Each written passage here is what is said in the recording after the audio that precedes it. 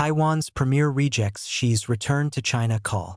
Taiwanese Premier Cho Yong-tai on November 25 rejected a call by Chinese Communist Party leader Xi Jinping for Taiwan to return to China, saying that is not an option for his country. Cho made the remarks after she pushed Beijing's claims of sovereignty over the island during a phone call with U.S. President Donald Trump. "We must once again emphasize that the Republic of China, Taiwan, is a fully sovereign and independent country," Cho said outside the parliament in Taipei. "For the 23 million people of our nation, return is not an option. This is very clear. The Republic of China is the official name of Taiwan.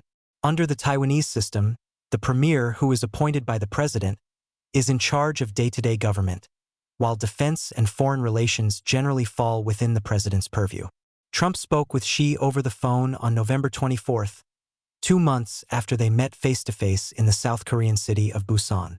She was quoted as saying by China's official Xinhua news agency that China and the United States should work together to safeguard the outcomes of World War II, and that Taiwan's return to China is an integral part of the post-war international order. The Chinese Communist Party, which has never ruled Taiwan, claims the self-governed democracy as its own territory, to be taken by force if necessary. The two leaders also discussed the Ukraine crisis, according to the Chinese summary of the meeting. She hoped that a binding agreement could be reached among the various sides of that conflict, according to the readout. Trump did not refer to Taiwan in a November 24 post on Truth Social about the call. "I just had a very good telephone call with President Xi of China," he wrote. "We discussed many topics including Ukraine/Russia, fentanyl, soybeans, and other farm products, etc. We have done a good, and very important, deal for our great farmers, and it will only get better. Our relationship with China is extremely strong." Trump said that he had accepted Xi's invitation to visit Beijing in April.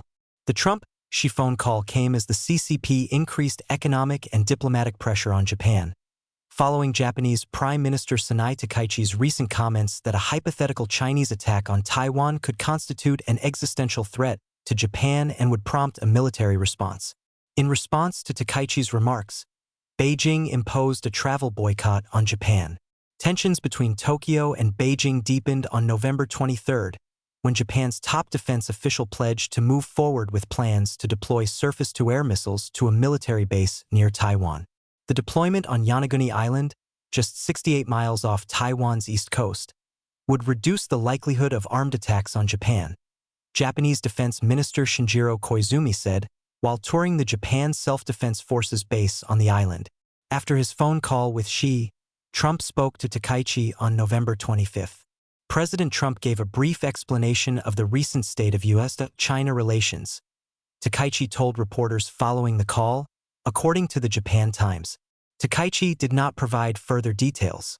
Amid the simmering tension between Tokyo and Beijing, Washington last week reaffirmed the U.S.-Japan alliance and the opposition to attempts to alter Taiwan's status through force or coercion.